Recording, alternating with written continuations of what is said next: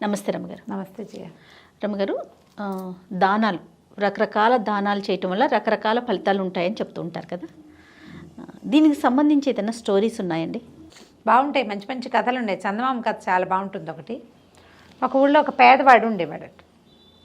భార్య భర్త, ఓ 2 పిల్లలు, 3 పిల్లలు. చాలా పేదవాళ్ళు. వాళ్ళకి ఏం ఇల్లు లేదు, వాకిలు లేదు. ఏదో ఒక గుడిసె, ఒక గోడక, ఒక పెద్దవాళ్ళ ఇంటి గోడ కానుకొని, వెనక గోడ కానుకొని ఒక గూడు లాంటిది వేసుకుని అందులో ఉండేవాళ్ళు. రోజు వెళ్ళివాడు ఇక్కడ కాసిన ఒక గుప్పెడు బియ్యం తెచ్చుకుని, అప్పట్లో పనిచేసే వాళ్ళకి డబ్బులు పుట్టే రోజులు కూడా కావు. వాళ్ళు ఎందుకు పని చేయలేదు అని అడుగుతారు పిల్లలు. అవును, ఆ పుట్టే రోజు కాదది. అమ్మాయి ఆ చిన్నపిల్లల్ని చూసుకుంటూ ఇంటి దగ్గర ఉండేది. ఏదో చేతను వచ్చిన పని చేసుకునేవాళ్ళు. ఇవి తెచ్చుకుని, నూకలు తెచ్చుకుని గంజి కాచుకుని తాగేవాళ్ళు. ఆ నూకలు కూడా ఈ ధాన్యాలు అవి పనిచేసేటప్పుడు పొలాల్లో పరిగేరుకోవటం అంటారు. రాలిన కంకులు కాసిన అన్ని గింజలు వస్తే రోజు అన్ని గింజలు వచ్చేవి. అన్నం వండుకుంటే కూర చేసుకోవటం అది కష్టం. మళ్ళీ కూర కావాలి, మజ్జిగ కావాలి, ఇన్ని కావాలి. దొరికినాడు ఎవరైనా పెడితే కొంచెం అన్నం ఉండేవి వాళ్ళకి, లేకపోతే లేదు. అతనికి కొంచెం చెయ్యి కూడా సొట్ట, పాపం చెయ్యి అంత యాక్టివ్ చెయ్యి కాదు, పని చేయలేడు. అట్లా గడుపుతూ ఉండేవాళ్ళు. కానీ వీడికి ఒక గుణం ఏముండేదంటే, ఏదైనా కాస్త అంత గిన్నెడు గంజి ఉందనుకో, ఎవరైనా వాకిట్లో వస్తే అంత గంజి ఇచ్చేవాడు వాళ్ళకు కూడా. కుక్కొక్కటి కుయింకులాడుతూ వచ్చేది. ఓ పెడిచి అన్నం దానికి కూడా పెట్టేవాడు. అన్నం వండుకున్నప్పుడు ఓ పెడిచి అన్నం పెట్టేవాడు. కాస్త గంజి ఎవరికైనా పోసేవాళ్ళు. నూకలు గంజి కాసుకుని ఆ కుక్క కూడా ఓ చిన్న చిప్పలో ఇంత గంజి పోసి ఆడ పెడితే ఆ కుక్క తాగేది. అక్కడే పిల్లలతో అక్కడే ఉంటుండేది. అలా ఉండేవాడు. ఇప్పుడు దానం చేయటానికి చాలా ఉండక్కర్లా, మనకున్న దాంట్లో ఎంతో కొంత ఎవరైనా అడిగితే లేదనకుండా ఉండటం. మాకే లేదు అనకూడదు, ఇదే ఉంది కాస్త ఇస్తానని చెప్పచ్చు. ఈ లేదనే గుణం మంచిదే కాదని చెప్తాయి కథలన్నీ కూడా. అయితే ఓసారి ఏమైంది, ఒక ముసలి బైరాగి ఒక ఆయన వచ్చాడు. ఆ బైరాగి వీళ్ళు ఏ గోడను ఆనుకుని అయితే ఇల్లు వేసుకున్నారో ఆ ఇంటి వాళ్ళ దగ్గర లేదనిపించుకున్నాడు. అయిపోయింది, మధ్యాహ్నం భోజనాలు అయిపోయినాయి, ఏమీ లేవు పొమ్మన్నారు. ఏమీ లేకపోతే అంత పెద్ద ఇంట్లో ఓ పండో ఫలమో కాయో కూరో నిన్న చేసిన స్వీటు ఏదో ఉండదు, ఉంటాయి. ఇచ్చే ఉద్దేశం లేదు వాళ్ళకి. అవి ముసలి బైరాగి అలా తిరిగి వీళ్ళ వాకిట్ల వైపుకి వీళ్ళ వైపుకి వచ్చాడు. వస్తే అప్పుడే వీళ్ళ ఇంట్లో గంజి ఉడుకుతుంది. మధ్యాహ్నం 3-3:30 అయింది, ఎండాకాలం. ఆ బైరాగి అట్లా పోతుంటే, ఓ తాత నీళ్ళలో కూర్చో, ఎందుకు ఎండలో నడుస్తున్నావు అని ఈ బిచ్చగాడి తాలూకు, ఈ పేదవాడి తాలూకు కొడుకు కేకేశాడు. అంటే పొంతలో నీళ్లున్నాయిరా అని అడిగాడు ఆయన. నీళ్లున్నాయి, మంచినీళ్ళు ఇస్తాను రమ్మన్నాడు. ఇట్లా గూడల్లే ఉంది కదా, ఆయన వచ్చి ఆ గూట్లో కూర్చున్నాడు. కూర్చుంటే పిల్లాడు మంచినీళ్ళు ముంచి ఇచ్చాడు.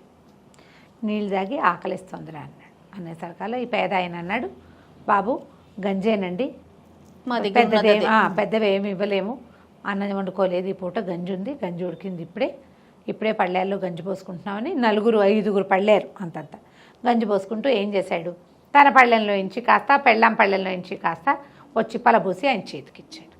పోసేసరికల్లా ఆయన మెల్లిగా ఆర్చుకుని ఆ గంజి తాగాడు. గంజి తాగి, ఊరిని నువ్వరే నాకు ఇచ్చావు, తగ్గిపోయింది కదరా నీకు అన్నాడు. ఏముంది బాబు, రేపొద్దున తాగుతానులే, ఆ బారెట ఒక అరగ్యాసు అరముంతడు మంచినీళ్ళు తాగితే సరిపోతుంది, ఎండకి చచ్చిపోతారు పెద్దవాళ్ళు అన్నాడు. అనేసరికల్లా ఆయన అన్నాడు, ఒరే మీ గంజి కాచుకుని బొచ్చిటి పట్టురారా, దాని సంగతి చూస్తాను అన్నాడు. అప్పుడే గంజి కాచేసి పోసేసుకున్నారుగా, ఆవిడ నీళ్ళు పోసి పక్కన పెట్టింది. అది శుభ్రంగా కడిగి తీసుకొచ్చింది. ఆ గంజి పాత్రని చేత్తో పుచ్చుకుని కాసేపు ధ్యానం చేసి ఆ బైరాగి మూత పట్టరా అని మూత పెట్టించాడు. ఈ రోజు నుంచి నీకు కావాల్సిన తిండి ఈ పాత్రే ఇస్తుంది అని చెప్పి వెళ్ళిపోయాడు. మూత పెట్టి చేతిలో పెట్టాడు. వీళ్ళు ఊరుకున్నారు, వాళ్ళకి ఏం చెప్పుకోవాలో తెలియలే. సరే ఏమైంది, మరి ఆ మూతతో ఉన్న చిప్ప తీసుకెళ్ళి ఆ బొచ్చ లాంటిది, బొచ్చ ఇలా ఉంది, అది తీసుకెళ్ళి ఒక మూల పెట్టారు. అది మట్టిది, ఒక మూల పెట్టారు. వాళ్ళు మామూలుగానే కడిగేసి ఉందిగా, ఇక తోమక్కర్లా అది. అవునవును. ఆ పూటకి ఏదో ఆడుతూ పాడుతూ పడుకున్నారు. కాసనేమో పేలాలు ఏవో ఉంటే సాయంకాలం రాత్రి తిన్నారు, పడుకున్నారు. పెందరాళ్ళే పడుకుంటారు కదా. తెల్లవారు లేచిన తర్వాత ఈయన పోయి వెతుకుని ఆయన గింజలు తెచ్చాడు. గింజలు దొరికినాయి. వాళ్ళు ఎవరో పెదకాపు గారు దోశలు పోసారు, బియ్యము కాదు కానీ పట్రా గిన్నె అన్నాడు. ఈవిడ పోయి ఆ గిన్నె మూత తీసేసరికల్లా గిన్నె నిండా పదార్థాలు ఉన్నాయి. ఇదేమిటి అని తీసింది బయటికి. తీస్తే అన్నము, పప్పు, చారు, పులుసు, పాయసం చేయబెడితే వస్తుంది ఏదో ఒకటి. ఇంటిల్లి పాది 5గురు తినేశారు, కుక్కకు పెట్టారు. తర్వాత ఇతనికి అర్థమైంది ఏదో జరిగింది అని. 3 రోజులు 4 రోజులు తిన్నారు, ఇక బయటికి వెళ్ళటల్లా. ఇంకెందుకు ఆహారం ఆహారమే కదా బాధ. చేయబెడితే తిండి వస్తుంది. ఒక వారం రోజుల తర్వాత ఒక ఆయన ఎవరో వచ్చాడు. వీళ్ళదేమో పాక, అది ఇట్లా పెద్దగోడ మీద నుంచి ఇట్లా దింపింది, పంచలాగా ఉంది. తీస్తుంటే చక్కగా మంచి పాయసం వచ్చింది, పులిహోర వచ్చింది, 4 గారెలు వస్తున్నాయి. ఇప్పుడు ఇవి వచ్చిన ఆయనకి పెడితే ముష్టి వాళ్ళ ఇంట్లో నుంచి ఇవన్నీ ఎలా వచ్చాయి అనుకుంటారు కదా. అయినా సరే ఏం చేశాడు, భోజనం పెట్టి, అయ్యా మా దగ్గర ఉన్నది పెట్టాను తినండి, ఇది ఎక్కడి నుంచి వచ్చిందని మాత్రం అడగబోకండి చెప్పాడు అని చెప్పాడు. శుభ్రంగా తిని ఆయన ఎంత మంచి భోజనం పెట్టాడు వీడు అని వెళ్ళిపోతూ దారిలో ఎవరో కనపడితే, ఫలానా గోడ వెనకాల ఉన్న పేదవాడి ఇంటికి వెళ్ళండి, వాడింటో మంచి భోజనం దొరుకుతుందని చెప్పారు. 3 వచ్చారు, 3కి భోజనం వచ్చింది. ఎక్కడి నుంచి తెచ్చామో అడక్కండి అని మాత్రం చెప్తుండేవాడు. క్రమంగా ఆ ఊళ్ళోకి వచ్చిన ప్రతి వాళ్ళు ఈ పేదవాడి ఇంట్లోకి పోయేవాళ్ళు, ఫోన్ చేసి వెళ్ళేవాళ్ళు, భోజనం చేసి వెళ్ళేవాళ్ళు. వీళ్ళు తినేవాళ్ళు, వాళ్ళకి పెట్టేవాళ్ళు. ఇక వీళ్ళు అంతకంటే బట్ట కావాలి, పాత కావాలి, ఇల్లు కావాలి, వాకిలు కావాలి, వాళ్ళు ఏం అడగల. అన్నపు బొచ్చ అన్నమే వస్తుంది అందులోంచి. అయితే ఏమైంది, ఇలా చాలా కాలం గడిచింది. క్రమంగా వీళ్ళింటికి 2, 3, 4 కాకుండా 6, 8, 10 మంది, 12 మంది కూడా రావడం మొదలు సంఖ్య పెరిగింది. తీస్తుండే వాళ్ళు అవుతుండేది. ఆ ఊరి రాజుగారికి వంటశాలలో ఒక మాటలు పుట్టడం మొదలుపెట్టినాయి. ఏ వంట చేసినా సరే పదార్థం మిగలటం లేదు, తగ్గిపోతుంది ఈ పాత్రలోంచి. ఎవరో తీస్తున్నారని వంట ఆయన కంప్లైంట్ చేశాడు. పాయసం గిన్నె నిండా పెట్టానండి. గిన్నె అంటే రాజుగారింటూ టింగ్ గిన్నెలు ఉండవు కదా, పెద్ద గంగాళాలు. గంగాళం నిండా పోసాం, అంత వెళ్తొచ్చింది. గంగాళం నిండా గారెలు పెట్టాము, ఇంత వెళ్తొచ్చింది. గంగాళం నిండా అన్నం వండాము, అదంత వెళ్తుంది. గుండెకి నిండా అన్నం వండాము, అదంత వెళ్తొచ్చింది. వాళ్ళు 500 మందికి 300 మందికి వండుతారు, కానీ ఖచ్చితంగా అంత ఆహారం తగ్గిపోతుంది. వీళ్ళింటికి వచ్చేది 10-12 మందే కదా. సరే, అక్కడి నుంచి రాజుగారు గూఢచారులను పెట్టాడు. చూశాడు, ఏమీ కాల. ఎలా తరిగిపోతుందో తెలియకుండా తరిగిపోతున్నాయి పదార్థాలు. వంట వాళ్ళు కాదు, సైనికులు దొంగలు కాదు, భటులు కాదు, సేవకులు కాదు, దొంగలు ఎవరూ కాదు, పదార్థం తగ్గిపోతాం. కొన్ని రోజులు గడిచాయి. ఈ లోపల ఏమైంది, ఆ రాజుగారిని కలవడానికి వచ్చిన ఫలానా పొరుగురు ఆయన ఎవరో ఏం చెప్పాడు, ఆయన్ని భోజనానికి రమ్మన్నారు. అతను ఒక ఏమంటారంటే పక్క దేశపు వార్తాహరుడు. అన్నం తిను అని చెప్పారు. నేను తినేసి వచ్చానండి అన్నాడు. అదేమిటి ఇక్కడికి వస్తూ నువ్వు ఎక్కడో ఎలా తింటావంటే, అదేనండి మీ ఊళ్ళో ఫలానా మున్సబ్ గారింటి వెనకాలన్న ఒక నేతవాడి ఇంట్లో, ఒక పేదవాడి ఇంట్లో తిన్నాను. ఆయనది రాజోచితమైన భోజనం, చాలా బాగుంది. మేము మా రాజుగారి దగ్గర తిన్న అన్నం వాళ్ళ దగ్గర తిన్నామన్నాడు. అప్పుడు ఏమిటి ఎవడు వీడు అని జాడలు తీశారు. వీళ్ళింట్లో ప్రతిరోజు భోజనం లభిస్తుంది, అది రాజోచితమైన భోజనం. రాచనగర్లో దొరికే భోజనమే కానీ ఇళ్లల్లో వండుకునేది కాదు. ఆయన వచ్చిన ప్రతి వాళ్ళకి దండం పెడతాడు. ఎక్కడి నుంచి వచ్చిందో అడగద్దు అంటారు. అన్నం పెట్టిన వాడిని ఎట్లా ప్రశ్నిస్తారు ఎవరైనాను? ఎవ్వరూ అడగటల్లా తినేస్తున్నారు. ఈయనకి ఏం డౌట్ వచ్చింది, వీడు కానీ ఏమైనా మాయం చేస్తున్నాడా మన ఇంట్లో నుంచి. అక్కడి నుంచి ఓ రోజు పొద్దున్నే ఏమేం వండాలో ఆర్డర్ పెట్టారు వంటశాలలో. రాజు మంత్రి కలిసి వెళ్ళారు ఈ పేదవాడింటికి. వీళ్ళు అన్నాలు పెట్టేసుకున్నారు, ఎవరు లేరా వాళ్ళ ఇంటికి. వాళ్ళు భోజనానికి కూర్చున్నారు. పేదవాడు, భార్య, పిల్లలు కూర్చునేసరికి 2 పెద్ద ఆజానుబాహులు, పెద్ద పెద్ద ముస్తీలు గిస్తలు, బ్రహ్మాండంగా మీసాలు ఉన్నాయి. వాళ్ళు వచ్చి అన్నం పెడతారా అన్నారు. అనేసరికి పిలిచాడు లోపలికి. అయ్యా కలిగింది పెడతాను, ఎక్కడి నుంచి వచ్చిందో ప్రశ్నించకండి అని వడ్డించవే అన్నాడు. ఈవిడ చేయి పెట్టింది, పదార్థాలన్నీ ఆకులో వడ్డించింది. రాజుగారు మంత్రి గారు మొహమొహాలు చూసుకున్నారు. తాము అక్కడ ఏం ఆర్డర్ చేసి వచ్చారో, వంటశాలలో ఏమేం పదార్థాలు ఉండాలని ఆర్డర్ పెట్టి వచ్చారో అవే పదార్థం ఇక్కడ కనపడింది. కనపడేసరికల్లా అక్కడి నుంచి ఈ భోజనం ఎక్కడి నుంచి వచ్చింది అని బాగా అడిగారు. ఎంత అడిగినా అతను చెప్పలే. నువ్వు చెప్పకపోతే తినమన్నారు. అనేసరికల్లా ఇతను ఏం చెప్పాడు, ఇక పేదవాడు ఇంకా చెప్పటం ఇంకా ఆగలేకపోయాడు. ఆగలేక నేను రాజునని కూడా చెప్పాడు. చెప్పేసరికల్లా నాకు తెలియదండి, గత కొన్ని సంవత్సరాల క్రితం మాకు ఒక ఆయన జరిగిందంతా చెప్పాడు. సంవత్సరం క్రితం ఒక ఆయన ఇట్లా ఒక బైరాగ్ వచ్చాడు, నా పాత్రని అక్షయ పాత్ర చేస్తానన్నాడు మా బొచ్చని.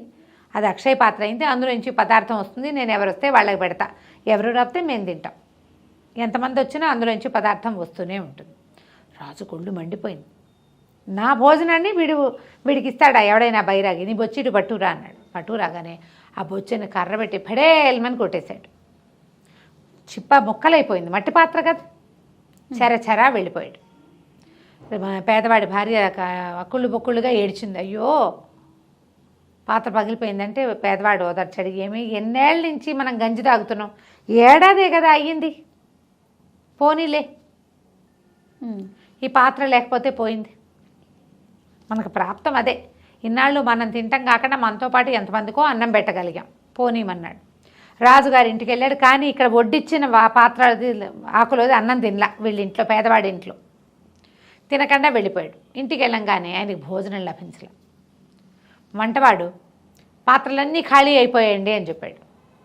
ఎన్నిసార్లు వండడానికి ప్రయత్నం చేసినా వంట అవుతుంది, పదార్థం ఖాళీ అయిపోతుంది. ఇక రాజుకు అన్నం లేకుండా పోయింది. మంత్రి గారు వాళ్ళ ఇంటి నుంచి ఆహారం పంపించాడు. ఆహారం పంపిస్తే రాజుగారు పరిశేషణ చేయగానే మొత్తం విస్తరించి పదార్థం అంతా మాయమైపోయింది. ఓహో, ఆ రోజు ఆకలితో ఉండిపోవాల్సి వచ్చింది రాజు. పళ్ళు, కాయలు, కూరలు ఏవి ఆయనకి ఆహారంగా లభించలే. రాజుకి కొంచెం కొంత భయం వేసింది. సరే మంత్రి గారిని రావించి చెప్పారు. చావిస్తే చూపించండి నాకు అన్నాడు. రాజుగారి కోసం అని బియ్యం పెట్టారు పొయ్యి మీద, బియ్యం అన్నం అయింది, అన్నం తీర్చి కింద పెట్టగానే టంగుమని మొత్తం మాయమైపోయింది, గిన్నె మాత్రం మిగిలింది. ఏ పదార్థము రాజు పేరు చెప్తే మిగలటల్లా. వంట చేసి అందరూ తిన్నారు. పోనీ రాజుగారి పేరు చెప్పకుండా వండి ఆకులో వడ్డిస్తే ఆకులోంచి మాయమైపోతాం. రాజు మంత్రి మాట్లాడుకున్నారు. మంత్రి అన్నాడు, అయ్యా మనం చేసింది పొరపాటు, దానివల్ల ఇలా జరుగుతుంది. ఇప్పుడు మనం 500 మందికి అన్నం వండేటప్పుడు ఒక 10 మంది అన్నం పోతే ఏమవుతుంది, మనం అది ఆలోచించకుండా ఆ పాత్ర పగలగొట్టారు. ఆ బైరాగ్ ఎవరో, ఆయన ఎవరో సన్యాసి, ఎంత గొప్పవాడో, ఆయన ఎంత తపస్వో, తన దగ్గర ఉన్న గంజిని దానం చేసిన వాడిని రాజు పోషించాలి, మీతోటి పోషింపజేశాడు ఆ బైరాగి, మీరు ఎప్పుడైతే అతని పాత్రను పగలగొట్టారో మీకే పోషణ లేకుండా చేసేసాడు భగవంతుడు అనగానే రాజు వెళ్ళిపోయి బైరాగింట్లో, ఆ బిచ్చగాడింట్లో, నీ దగ్గర ఏముంటే అది పెట్టి అది తింటానన్నాడు. అనేసరికల పాత్ర పగిలిపోయిందండి, నూకలు కాచుకోవడానికి ఇంకో మట్టి పాత్ర తెచ్చుకున్నాను అన్నాడు. కాచిపెట్టు, నేను అదే తింటాను అని చెప్తే బియ్యం కాచి, అన్నం నూకలు కాచి, గంజి కాచి చేతిలో పెట్టారు. ఆ గంజే ఆహారం 2 రోజుల తర్వాత ఆయనకి. తర్వాత ఆ రోజు శపథం చేశాడు, నేను పొరపాటు చేశాను, నాది తప్పు, మీరు రోజు చక్కగా శుభ్రమైన ఆహారం తింటూ ఇంకొకళ్ళకి దానం చేయగలిగే స్థితిని కల్పించిన వస్తువుని పాడు చేశాను కాబట్టి ఇక నుంచి రాజస్థానంలో వండిన వంట మీ ఇంట్లో ఎంతమందికి భోజనం కావాలంటే అంతమందికి అక్కడి నుంచి వస్తుంది, మీ ఇంట్లో ఏది వండారో అదే నాకు భోజనం. బాగుంది. అట్లా ఈ పేదవారింటి భోజనమే రాజు 3 తరాల పాటు తిన్నారట. అట్లా వాళ్ళు అబ్బా 3 తరాల పాటు వీళ్ళింటి నుంచే అన్నం వచ్చేది. ఈ పేదవాడికి మాత్రం తమ ఇంట్లోది కాదు, రాజుగారి ఆస్థానం నుంచి, రాజుగారి పాకశాల నుంచి భోజనం వచ్చేది. 10 మంది వచ్చారు అని కబురు వెళ్తే 10 మందికి ఫుడ్ వెళ్ళిపోయేది. బాగుంది. అలా ఏర్పరిచారు. దానం ఇలాంటి ఫలితాన్ని ఇస్తుంది. భలే ఉంది రమ్మగారు. ఇది కథగా చెప్పుకోవడానికి విచిత్రంగా ఉన్నప్పటికీ తప్పకుండా మన జీవితాల్లో ఇది జరుగుతుంది. మనం ఇచ్చింది తప్పకుండా ఏదో ఒక రూపంలో మనకి వెనక్కి తిరిగి వస్తుంది. ఈ ఇవ్వటము సహాయంగా కాదు, నాదన్న భావనతోటి కాదు, లేదనకుండా ఇవ్వాలి. ఇచ్చింది తప్పకుండా వస్తుంది. నమస్తే రమ్మగారు. నమస్తే.